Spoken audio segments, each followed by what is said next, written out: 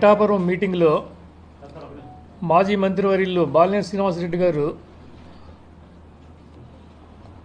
YCP అధినేత జగన్మోహన్ రెడ్డి గారి మీద ఆయన ఎట్ట గెలుస్తాడో చూస్తాను అనేటువంటి మాటలు మాట్లాడటం అనేది అసలు యావత్ వైసీపీ కాకుండా తెలుగు రాష్ట్రంలో ఉన్నటువంటి ప్రజలందరూ కూడా చాలా బాధపడ్డారు. ఆ బాధతోటి ఈరోజు నేను దాని మీద మాట్లాడడానికి రావడం జరిగింది. ఈరోజు ఈ జిల్లాలో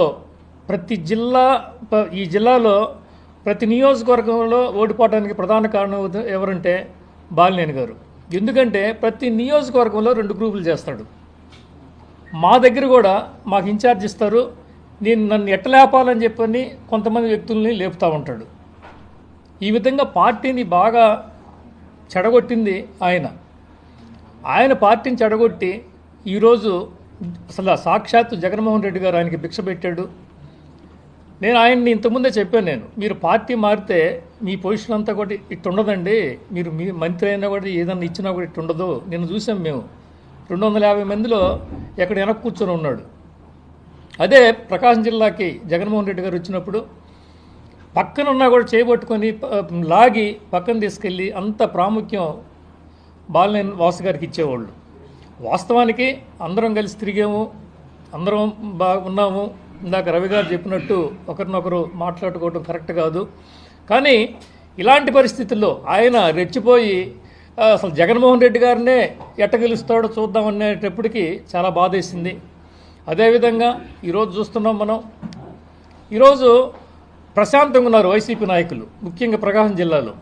ఇంతకుముందు జగన్మోహన్ రెడ్డి గారు నన్ను వెళ్ళినప్పుడల్లా అన్నం తీసుకోండి అని చెప్పని వాళ్ళకి పక్కన కేఎన్ఆర్కి వాళ్ళకి చెప్తే వాళ్ళు తీసుకునేవాళ్ళు కాదు. తీరా నేను ఒకరోజు 3 సార్లు చెప్పాడు సీఎం గారు, మీరేందా తీసుకోవట్లేదని చెప్పని అడిగితే పోయి వాసు గారిని అడగండి, వాసు గారు ఆపుతున్నారని చెప్పేవాళ్ళు. అంటే ఆ సీఎం గారిని ఆయన తెలియకుండా సీఎం గారిని కలిసి బాధలో నియోజకవర్గ సమస్యలు చెప్పుకోవడానికి కూడా మాకు స్వేచ్ఛ ఉండేది కాదు.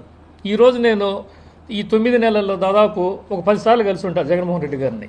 వ్యక్తిగతంగా వెళ్ళి నేను కలిసి అంతా కూడా చెప్పడం, ఏం అన్నా బాగా పలకరించడం, మాట్లాడటం అంతా కూడా అడగటం జరుగుతుంది. అంటే ఎందుకు చెప్తున్నానంటే ఆయన ఎంతసేపటికి నేను పోగొట్టుకున్నాను అని చెప్తాడు. అసలు ఏం పోగొట్టుకున్నాడో అర్థం కావట్లేదు. ఆయనే పోగొట్టుకుంటే ఇక ఆయనకి ఏమన్నా ఒక వృత్తి ఉందా, లేకపోతే ఒక వ్యాపారం ఉందా, వ్యవసాయం ఉందా, ఏముండదు. ఆయన వృత్తి రాజకీయంలో సంపాదించుకున్నాడు. ఎంతసేపటికి నేను పోగొట్టుకున్నానంటే ఏం పోగొట్టుకున్నాడో అర్థం కావట్లా. అందరూ తెలుసు, అసలు ప్రతి ఒక్క మనిషికి తెలుసు. ఈరోజు అనేది అంటున్నాడు, నేను ఎట్ట గెలుస్తాడు చూస్తానని చెప్పని. ఒక్కటే గుర్తుపెట్టుకోండి, ఈరోజు అటు టీడీపీకి కానీ, అటు జనసేనకు కానీ, బీజేపీకి కానీ వీళ్ళందరికీ లేనటువంటి ఓట్ బ్యాంకు జగన్మోహన్ రెడ్డి గారికి ఉంది. ఈరోజు 40% ఓట్ బ్యాంక్ జగన్మోహన్ రెడ్డి గారికి ఉంది.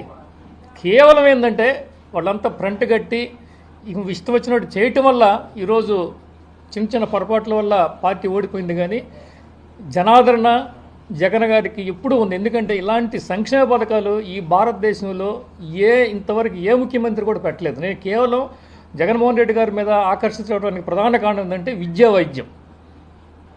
ఈరోజు చూస్తున్నారు మీరు, 17 మెడికల్ కాలేజీలు తీసుకొచ్చి ఆయన పాపం అంత కష్టపడి తీసుకొస్తే మాకు వద్దని చెప్పి రాసిచ్చి పంపించారు. ఏమండి, ప్రభుత్వ మెడికల్ కాలేజీలు చదువుకునేది ఎవరు? పేద ప్రజలు. పేద ప్రజలు డాక్టర్ అవ్వటానికి లేదా? ఇప్పుడు ఆయన మొత్తం అమ్మేసుకుంటాడు. ఇప్పుడు ఆల్రెడీ చెప్పేసుకుని ఉంటారు. కాబట్టి ఇవన్నీ కూడా ఇప్పుడు ముఖ్యంగా బాలినేని గారు కానీ, అంతకుముందు ఇంకొక ఆయన గడ్డం ఆయన చూడండి, ఆయనకి అసలు విపరీతమైన ఇంపార్టెన్స్ ఇచ్చేవాడు విజయసాయిరెడ్డి గారికి. ఆయన సెకండ్ నెంబర్ 2 పొజిషన్ అనుకునేవాళ్ళు. అలాంటి వ్యక్తి నాకు బాధేసింది. ఏం బాధేసిందో మరి మొన్న చుండూరావు గారు అన్నట్టు ఆయన సీఎం సీట్ ఆయనకి ఇవ్వాలేమో మరి నాకు అర్థం కావట్లా. ఆయన ఇంతవరకు ఎక్కడ గెలవలేదు, ప్రజానాయకుడేం కాదు. ఆ ఎంపీ సీటు కేవలం జగన్మోహన్ రెడ్డి గారికి ఇచ్చారు.